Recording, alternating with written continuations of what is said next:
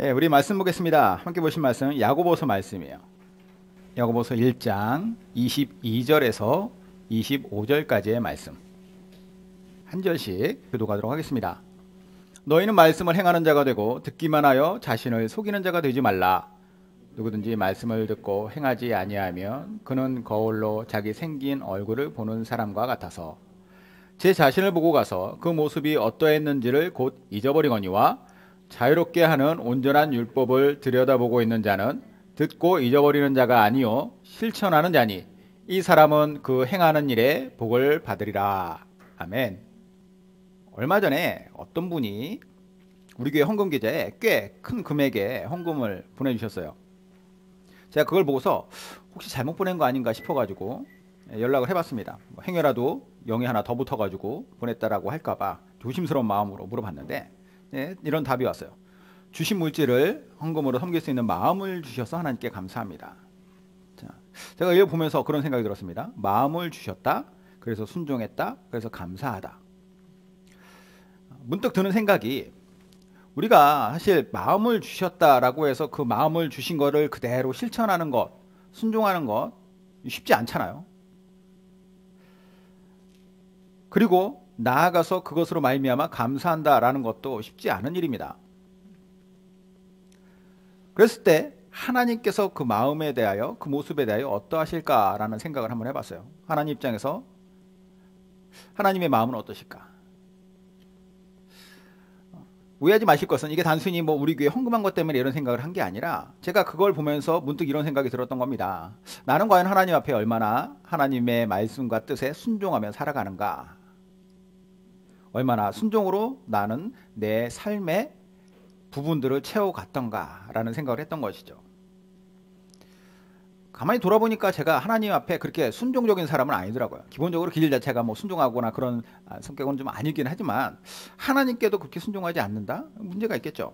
이게 뭐 물질적인 부분만을 얘기하는 게 아니라 다양한 부분에서 하나님께서 뭔가를 원하신다라고 하는 깨달음이 느껴졌을 때 말씀을 읽으면서 그럴 때 있잖아요. 하나님께서 이것을 원하시는구나. 혹은 나의 신앙 양심 속에서 하나님께서 말씀하실 때가 있죠. 아, 이것을 원치 않으시는구나. 이것을 원하시는구나. 그랬을 때 나는 얼마나 그것을 따라갔는가, 거기에 순종하여 내 삶을 맞춰갔는가 이런 생각을 했던 것이죠. 내 마음에 들지 않거나 혹은 내가 뭔가를 희생을 해야 한다던가 아니면 내가 귀찮다던가 그런 이유 때문에 내가 그 하나님의 뜻에 순종하지 못했지 않았나 이런 생각을 하면서 오늘 말씀을 제가 준비하게 되었습니다. 이 말씀 앞에 우리가 스스로 각자가 하나님의 뜻이 무엇인지를 깨닫고 우리에게 말씀하시는 말을 같이 들었으면 좋겠어요. 자, 먼저 본문 말씀 어디에 기록되어 있는지부터 보죠. 오늘 본문 말씀은 야고보서에 기록되어 있어요. 야고보서. 신약 성경의 야고보서. 야고보서를 기록한 야고보 사도는 유독 다른 성경의 어떠한 기록자들보다도 더 믿음과 행위를 한 세트로 보고 행위를 많이 강조했던 사람입니다. 야고보서 2장 한번 볼까요? 2장에 보면 이런 말씀이 나와요. 14절부터 보면 내 형제들아 만일 사람이 믿음이 있노라 하고 행함이 없으면 무슨 유익이 있으리요? 그 믿음이 능히 자기를 구원하겠느냐? 만일 형제나 자매가 헐벗고 일용할 양식이 없는데 너희 중에 누구든지 그에게 이르되 평안히 가라 덥게 하라 배부르게 하라 하며 그 몸에 쓸 것을 주지 아니하면 무슨 유익이 있으리요? 이와 같이 행함이 없는 믿음은 그 자체가 죽은 것이라. 어떤 사람은 말하기를 너는 믿음이 있고 나는 행함이 있으니 행함이 없는 내 믿음을 내게 보이라. 나는 행함으로 내 믿음을 내게 보이리라 하리라.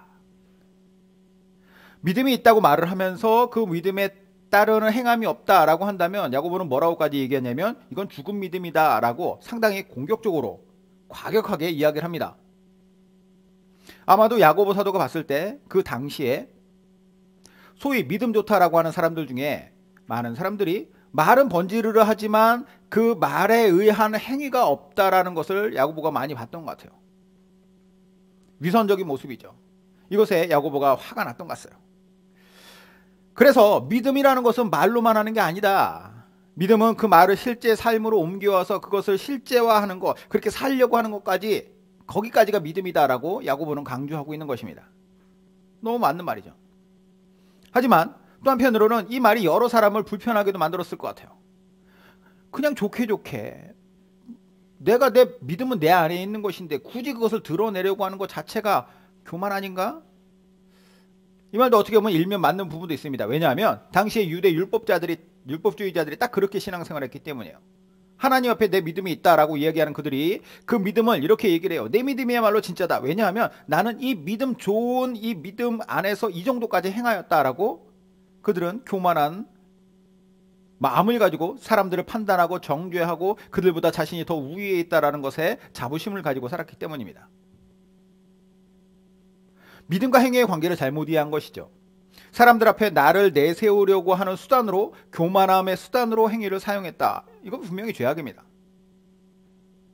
그러나 그렇다고 해서 믿음과 행위의 관계를 따로 분리해서 이것을 행위는 거들떠보지도 않고 나는 믿음만 있으면 된다. 내 마음만 믿으면 된다. 라고 하는 것도 분명히 잘못된 믿음이죠. 정리하자면 결론적으로 이런 거예요. 하나님의 말씀을 잘 듣고서 그리고 겸손하게 그분의 말씀에 순종하며 사는 삶이 건강한 믿음이다. 올바른 믿음이다. 라고 할 수 있는 것이죠. 우리가 이런 진정한 믿음의 삶을 산다는 것이 옳다는 것을 안다면 우리는 그대로 살면 되는데 문제는 뭐냐? 이게 말처럼 쉽지 않다라는 거예요. 내 믿음대로 내가 하나님께서 주신 그 말씀대로 살고자 하는 깨달음이 있어도 그렇게 사라지지 않는 것. 왜 그러느냐? 우리의 본성 때문입니다. 기본적으로 우리에게는 하나님께 불순종했던 아담의 DNA가 있죠. 하나님께서 아담과 하와를 만드시고 에덴 동산에 두시면서 그들에게 말씀하세요. 동산 안에 있는 모든 것 니들이 다 먹어도 된다. 하지만 동산 중앙에 있는 선과 악을 아는 그 열매, 나무의 열매를 먹으면 안 된다. 이 열매 먹으면 너희도 죽는다 라고 말씀하셨어요. 유일하게 하나님께서 말씀하셨던 금지 명령이죠. 그런데 하와가 뱀의 유혹에 홀랑 넘어가지고 그걸 먹습니다. 자기 남편도 같이 그것을 먹게 하여서 하나님 앞에서 그들이 징계를 받게 되는데, 하나님께서 징계함으로써 그들의 삶은, 인생은 이제 뭐 죽음이나 뭐 죄나 이런 것들에 대해서 모르던 없던 삶에 그런 것들이 들어와서 그런 인생이 처할 수밖에 없게 되었어요. 이게 하나님께서 아끼던 걸 먹었기 때문에, 아까운 걸 먹었기 때문에 분노하신 것이 아니라 하나님의 말씀에 불순종했기 때문에 그 불순종의 대가였습니다. 이 불순종은 대대손손 이어지죠. 모든 인류를 심판 아래 죽음에 이르게 하였고, 그리고 하나님 앞에 불순종하게 하였습니다. 그러다가 이 불순종의 고리를 끄는 사람이 있으니, 끄는 분이 있으니 바로 예수 그리스도시죠.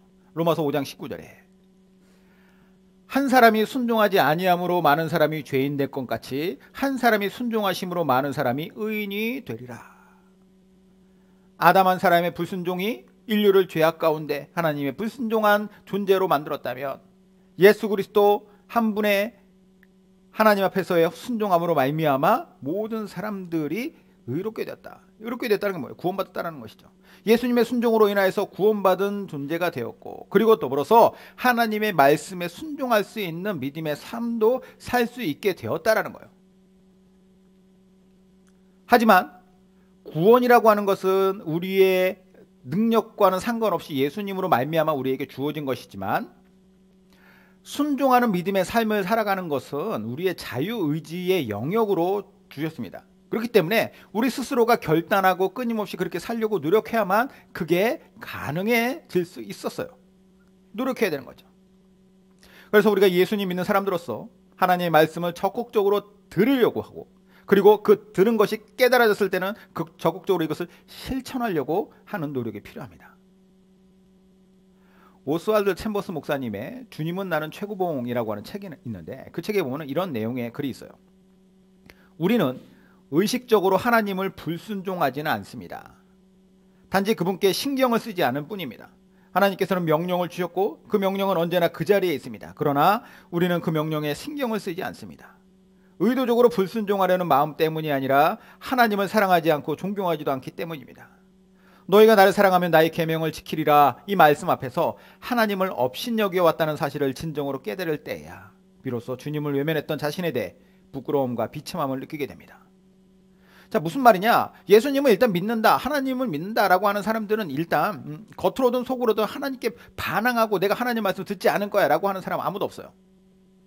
일부러 불순종하지 않습니다. 그러나 일부러 하진 않지만 그 안에 있는 마음이 온전히 따라가지를 않는다라는 거예요. 하나님 말씀 못 들은 척하고 내 일이 아닌 척하고 나는 못 들었다 몰랐다라고 둘러대기 바쁘죠. 이렇게 살아가면 내 마음에 우선 좋은 대로 살아가는 것이니까 일단 편하긴 할 거예요. 하지만 하나님께서 원하시는 삶은 아니기에 우리 안에 계신 성령님이 이 일로 말미암아 이러한 불순종으로 말미암아 근심하시겠죠. 갈라디아서 말씀 볼까요? 5장 16절 17절. 갈라디아서 뭐라고 말씀하시느냐. 내가 이르노니 너희는 성령을 따라 행하라. 그리하면 육체의 욕심을 이루지 아니하리라. 육체의 소욕은 성령을 거스르고 성령은 육체를 거스르나니 이 둘이 서로 대적함으로 너희가 원하는 것을 하지 못하게 하려 함이니라. 무슨 말입니까? 무슨 말이에요? 육체의 소욕대로 살아온 자신의 잘못을 깨닫고 하나님의 뜻에 순종하면서 살아가는 것, 이것이 바로 믿는 자의 올바른 삶이다 라고 이야기하고 있는 것이에요. 그리고 이러한 삶에 대하여 성령님이 우리 안에서 제안하시고 또 말씀하시고 깨닫게 하신다. 계속해서 우리에게 알려주신다라는 것이죠. 고린도전서 2장 10절부터 12절. 오직 하나님이 성령으로 이것을 우리에게 보이셨으니 성령은 곧 모든 것 곧 하나님의 깊은 것까지도 통달하시느니라. 사람의 일을 사람의 속에 있는 영 외에 누가 알리요? 이와 같이 하나님의 일도 하나님의 영 외에는 아무도 알지 못하느니라. 우리가 세상의 영을 받지 아니하고 오직 하나님으로부터 온 영을 받았으니 이는 우리로 하여금 하나님께서 우리에게 은혜로 주신 것들을 알게 하려 하심이라. 자, 성령님이 뭘 하시느냐? 우리 안에서 하나님의 뜻을 우리의 영혼이 깨닫도록 하신다라는 거예요. 말씀을 깨닫게 하시고 또 때로는 우리의 신앙 양심을 건드리셔가지고 그 안에서 하나님의 뜻이 무엇인지를 알게 하시죠. 하나님께서 원하시는 것, 하나님께서 우리에게 주시는 말씀, 그 뜻을 우리가 깨닫게 된다면, 느끼게 된다면 우리의 영혼이 우리는 여기에 대해서 불순종하거나 순종하거나 이제 둘 중에 하나 양자택일을 해야 돼요. 들음과 순종의 상관관계가 있다는 것이죠. 오늘 본문은 그것에 대해서 얘기해요. 우리가 하나님의 말씀에 순종하는 것과 불순종하는 것, 어떤 상관관계가 있는가? 오늘 본문은 세 가지로 말씀을 해주고 있습니다. 첫 번째, 듣기만 하고 순종하지 않는 것은 자기 기만이다 라고 말해요. 자기 기만이다. 자기 기만이 뭐예요? 스스로를 속인다 라고 하는 것이에요. 스스로를 속인다. 뭘 속입니까? 나의 신앙 고백, 나의 신앙 양심, 하나님에 대한 사랑, 존중, 말은 하지만 이 말이 행동으로 이루어지지 않으면 이것은 자기 기만이라는 거예요. 마태복음 7장 21절에 예수님이 말씀하시죠. 나더러 주여 주여 하는 자마다 다 천국에 들어갈 것이 아니요 다만 하늘에 계신 내 아버지의 뜻대로 행하는 자라야 들어가리라. 예수님한테 와서 여러 사람들이 주여 주여 얘기를 했어요. 그러면 그 사람들이 장난으로 그랬겠습니까? 예수님께? 수많은 사람들이 예수님을 향하여서 주여 주여 했을 때에는 그 상황이 있죠. 예수님께서 뭐 병자를 고치신다던가 그동안 그들이 들어왔던 것과는 전혀 다른 하나님의 권위 있는 말씀을 가지고 선포하고 가르치시니까 그 사람들이 아, 저분이야말로 우리에게 무언가를 해주실 수 있는 분이구나 라는 마음을 가지고 예수님 향하여 주여 주여 했어요. 뭐 실제로 메시아라고까지는 아니었지만 어쨌든 예수님이 대단한 존재라는 것을 인정했던 것이죠. 자, 그런데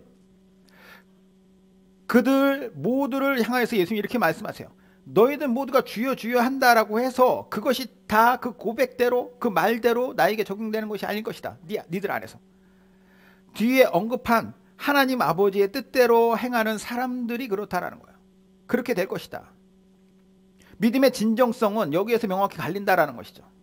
순종이냐 무순종이냐, 하나님의 말씀에 따라가느냐 아니냐. 사실 처음에 예수님 앞에 주여 주여 했던 사람들의 수준은 거의 비슷비슷했을 거예요. 하지만 그들이 고백했던 그 고백이 정말로 진정한 고백이 되기 위해서는 그들의 삶 속에 하나님의 말씀이 깨달아진 대로 그렇게 움직여야 한다라는 거죠. 그러므로 말씀대로 순종하지 않는 것은 자기 기만에 빠지는 것과 같다. 자, 두 번째, 들음과 순종의 상관관계입니다. 듣고 순종하지 않으면 들음을 잊어버리게 된다. 누구든지 말씀을 듣고 행하지 아니하면 그는 거울로 자기의 생긴 얼굴을 보는 사람과 같아서 제 자신을 보고 가서 그 모습이 어떠했는지를 곧 잊어버리거니와. 자, 듣고서 순종으로 이어지지 않는 것을 거울로 자기의 얼굴을 보는 것과 같다라고 이야기하고 있어요. 거울로 자기 얼굴을 보는 것과 같다. 이게 무슨 뜻이냐? 이 당시 거울에 대한 이해가 좀 필요해요. 이 당시의 거울은 2000년 전이잖아요. 2000년 전의 거울은 지금처럼 유리 거울 아닙니다. 당연하겠죠. 대신에 청동을 이렇게 광을 내서 만든 청동 거울이에요. 아무리 표면을 잘 연마하고 닦아 딸지라도 청동 거울은 그 나름대로의 한계가 분명히 있습니다. 완벽하지 못하다라는 것. 그래서 거울에 비치는 자신의 모습을 또렷하고 완벽하게 볼 수 없다라는 거예요. 야곱은 뭐라고 말하느냐? 말씀을 듣고 행하지 않는 것은 바로 이런 것이다 라고 얘기해. 희미하다라는 거예요. 명확하지 않다. 뭔가 보이는 것 같진 않지만 그 명확하지 아니함으로 말미암아서 거울을 볼 때는 그나마 보이는 것 같았지만 거울을 보지 않으면 그 희미했던 것조차도 금방 또 잊어버리게 된다. 이렇게 얘기하는 거예요. 우리도 잘 생각해 보면은 하나님의 말씀을 듣고서 뭔가 순종해야겠다 이 말씀이 딱 들었는데 그때 어떤 핑계거리가 있다던가 아니면 내 육체의 소욕이 너무 크다던가 순종하고 싶지 않은 마음 아니면 뒤로 미룬다던가 그랬을 때 어떻게 돼요? 들었던 하나님의 말씀이 계속 남아있습니까? 남아있지 않아요. 사실 그 말씀이 계속 남아있다라는 것 자체도 엄청난 괴로움일 것 같아요. 계속 뭔가 이렇게 마음에 찔림이 있을 테니까. 그러므로 말미암아 뭐 순종할 수도 있겠죠. 마지못해서 할 수도 있겠고. 아니면 대부분 어떻게 하느냐 잊어버립니다. 마음 편하죠. 그 잊어버림이 계속 반복되면 어떻게 되겠어요? 자연스럽게 이후로는 한쪽 귀로 들으면 한쪽 귀로 흘려보내는 훈련이 되어버린 거예요. 야고보 사도가 이야기합니다. 이게 옳은 삶이냐? 옳지 않다라는 거예요. 굳이 야고보 사도가 말하지 않더라도 우리 스스로도 알 수 있습니다. 우리의 영혼이 우리 안에 성령님이 계시기 때문에 신앙 양심이 성령님으로 말미암아 계속 찔림이 있는 것이죠. 그래서 이럴 때가 있어요. 문득문득 이게 아닌데 라고 하는 생각이 들죠. 변화돼야 되는데 순종해야 되는데 근데 하기 싫어. 그럼 어떻게 되냐는 거예요. 마지막 세 번째 들음과 순종의 상관관계입니다. 듣고 순종하는 사람은 복을 받는다.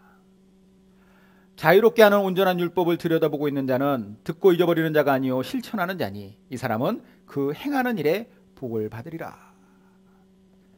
결과물로서 주어지는 것에 대해서 이야기하는데 단순히 자기 만족 정도가 아니라는 거예요. 내가 하나님께 순종했으니까 내 마음에 기쁨이 있다. 뭐 기쁨 당연히 있겠죠. 성취감도 당연히 있을 것이고 은혜도 당연히 있을 거예요. 그런데 중요한 건 뭐냐? 이것으로 말미암은 복을 약속한다는 거예요. 복을. 그럼 여기서 복이란 어떤 것이냐? 그냥 복이라고 안 하고 여기 보면은 그 사람이 행하는 일에 복을 받는다라고 이야기하는데 행하는 일에 복? 형통함? 신명기 28장은 보겠습니다. 신명기 28장은 삶의 형통을 순종에 같이 연결해서 말씀하고 있어요. 내가 내 하나님 여호와의 말씀을 삼가 듣고 내가 오늘 내게 명령하는 그의 모든 명령을 지켜 행하면 조건절이죠. 내 하나님 여호와께서 너를 세계 모든 민족 위에 뛰어나게 하실 것이라. 내가 내 하나님 여호와의 말씀을 청종하면 이 모든 복이 내게 임하여 내게 이르노니. 자, 복이 무엇인지 한번 볼게요. 성읍에서도 복을 받고 들에서도 복을 받을 것이며 내 몸의 자녀와 내 토지의 소산과 내 짐승의 새끼와 소와 양의 새끼가 복을 받을 것이며 내 광주리와 떡 반죽 그릇이 복을 받을 것이며 내가 들어와도 복을 받고 나가도 복을 받을 것이니라. 많은 종류의 형통에 대한 이야기라고 했어요. 범위가 상당히 넓죠. 우리가 세상을 살아갈 때 누리고 싶어하는 것들 여러 가지의 것들이 총망라되어 있습니다. 성읍이라고 표현된 가정과 들이라고 표현된 일터에서 복을 받는다. 몸의 자녀와 토지의 소산과 짐승과 소와 양의 새끼라고 하는 후대의 복, 미래의 복. 광주리와 떡반죽 그릇이라고 하는 물질적인 복에 대해서도 약속하시고 아예 들어와도 복을 받고 나가도 복을 받는 어디에서나 복된 인생 형통케 하겠다라고 하는 약속이 여기에 딱 못 박혀 있어요. 듣기만 해도 기분 좋죠. 여호와의 말씀을 삼가 듣고 지켜 순종하는 청종이 이런 결과물을 줄 것이다 라고 말씀하고 있습니다. 우리가 이 말씀을 잘못 해석해서 이걸 기복주의적인 신앙의 관점으로 바라보면 안 돼요. 기복주의가 뭐예요? 복을 위하여서 내가 복을 위하여서 무언가를 기도하고 기대한다는 거예요. 그러니까 신앙의 목적이 복받기 위한 것이 기복주의입니다. 하지만 여기에서 말씀하고 있는 것은 목적이 달라요. 목적이 어디에 있느냐? 하나님의 뜻에 청종하는 것, 하나님의 말씀을 듣고 거기에 내가 순종하는 것에 목적이 있다는 거예요. 그러면 거기에 따라서 하나님께서 주시는 약속이 바로 이러한 것이다 라는 것입니다. 하나님께서 인생을 책임져 주시겠다. 형통한 인생을 허락해 주시겠다. 그 분야까지도 분명하게 딱 말씀하시면서 명확하게 말씀하시죠. 이렇게까지 말씀하시는 하나님 말씀에 우리가 어떻게 불순종하겠습니까? 맨날 우리의 삶에 신앙 양심의 찔림만 가지고 살아가는 불순종의 삶을 살기보다는, 그래서 성령님을 끊임없이 근심케 하는 그런 삶을 살기보다는 오히려 우리의 인생 하나님 앞에서 하나님의 말씀을 조금 더 듣기 원합니다. 하나님의 말씀 깨닫기 원합니다. 그럼 깨달아졌으면 그대로 내가 살기 원합니다. 그렇게 우리가 순종하면서 하루하루를 살아가는 것이 더 옳지 않겠습니까? 그리고 그것이 바로 하나님께서 원하시는 것이라고 하고, 그것은 하나님께서 기뻐하시기에 내가 이 많은 복들을 너에게 허락하겠다.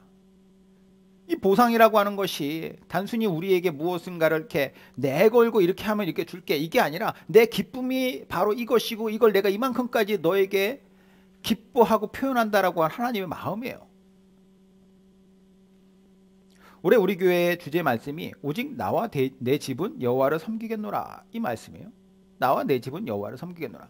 저는 이 우리 교회에도 오직 나와 내 교회는 여호와를 섬기겠노라 라고 하는 그런 마음을 가지고 이 말씀을 받아들였습니다.